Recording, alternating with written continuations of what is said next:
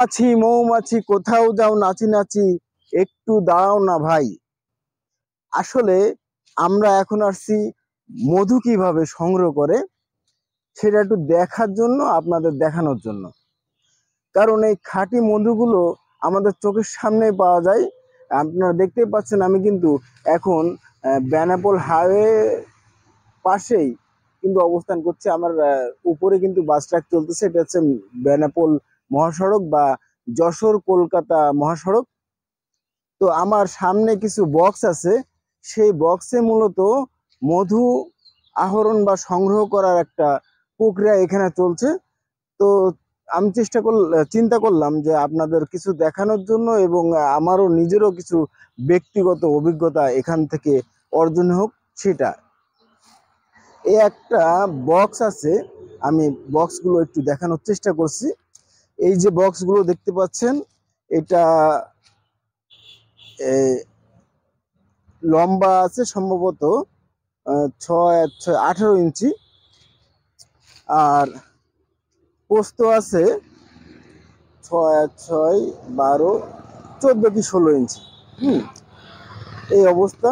আর এখানে কিন্তু মূলত মৌমাছিগুলো, ওই যে ছোট্ট একটা ছিদ্র দেখতেছেন, এটা মৌমাছি যেন ইজিলি যাতায়াত করতে পারে তার জন্য একটা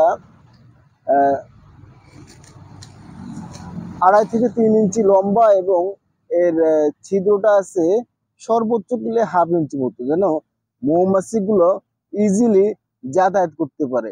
আর এইখানে যে আরেকটা ছিদ্র দেখতে পাচ্ছেন, এইখানে এটা মূলত উঠা বা মানে নড়াচড়া করার জন্য, ধরার জন্য একটা সিস্টেম আর কি।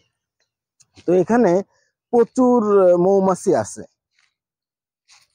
মৌমাছি এখনো সেভাবে এসে পড়ে নাই, এটা সম্ভবত 2 4 দিন বা 1 সপ্তাহ হয়েছে।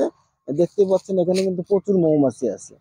আর এই মৌমাছিগুলোর মধুটা যে এত সুন্দর বা মিষ্টি হয়, সেটা আপনারা যদি না খান তাহলে কিন্তু এটা বুঝতে পারবেন না। এগুলো কিন্তু প্রতিটাই মৌমাছি আছে। আর এর মধ্যে সম্ভবত একটা করে রানী মৌমাছি আছে, যার কারণে এই বক্সগুলোতে মৌমাছি এইভাবে আসছে। এখনো ফুলফিল কিন্তু মধু সংগ্রহ এখান থেকে শুরু হয় নাই। এখান থেকে যদি মধুগুলো সংগ্রহ হয়, তবে কিন্তু খুব ভালো মধু এবং খাঁটি মধু পাওয়া যাবে বলে আমরা আশা করছি। এজন্য এখানে আসলাম। এখানে আসলে মৌমাছিদের কি অসাধারণ প্রকৌশল, বা তাদের যে চাকগুলো তারা তৈরি করে, হ্যাঁ, এই বস্তাতে মূলত তারা চাক তৈরি করে। আর যারা সংগ্রহকারী তারা কিন্তু এই বস্তাগুলো মানে বস্তার কেটে, মৌচাকগুলো কেটে তারপরে আপনার মধুটা, আপনার চাকটা আলাদা করে বের করে। আর এই মধুর চাকও আমি আপনাদের দেখানোর চেষ্টা করব। এখানে মোট আপনার 28টা মৌচাক আছে। এখানে মোট 28টা মৌচাক আছে, এবং এই মৌচাকগুলো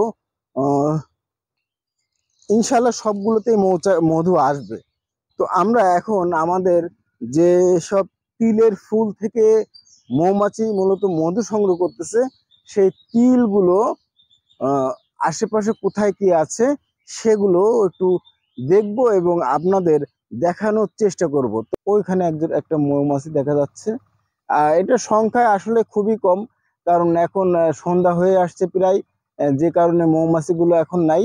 হ্যাঁ, এগুলো সকালে বেশি দেখা যায় আর কি।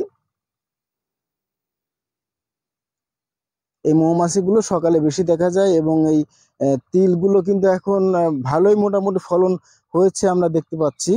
এবার হয়তো কৃষক যেমন ধানেও বাম্পার করছে, যদি কোনো প্রাকৃতিক দুর্যোগ না হয় তবে হয়তো এই তিলেও একটা ভালো বেনিফিট হয়তো কৃষকরা পাবে বলে আমি ব্যক্তিগতভাবে আশা করছি। বাদ বাকিটা আল্লাহ ভরসা। তো আমি এখন আপনাদের মধু দেখানোর চেষ্টা করব, কিভাবে আমরা মধুটা সংগ্রহ করেছিলাম, বা আমাদের এই তিলের থেকে যে মধুটা আমরা পেলাম সেটাই আর কি আপনাদের দেখানোর চেষ্টা করছি। আজ কিন্তু আমরা খাঁটি মধু সংগ্রহ করেছি। এখানে হয়তো 500 থেকে 700 গ্রাম মধু হবে। আজ আমাদের কি হবে? মধু উৎসব। আমরা এই মধু সবাই খাবো, হ্যাঁ? একেবারে খাঁটি মধু, তাই না?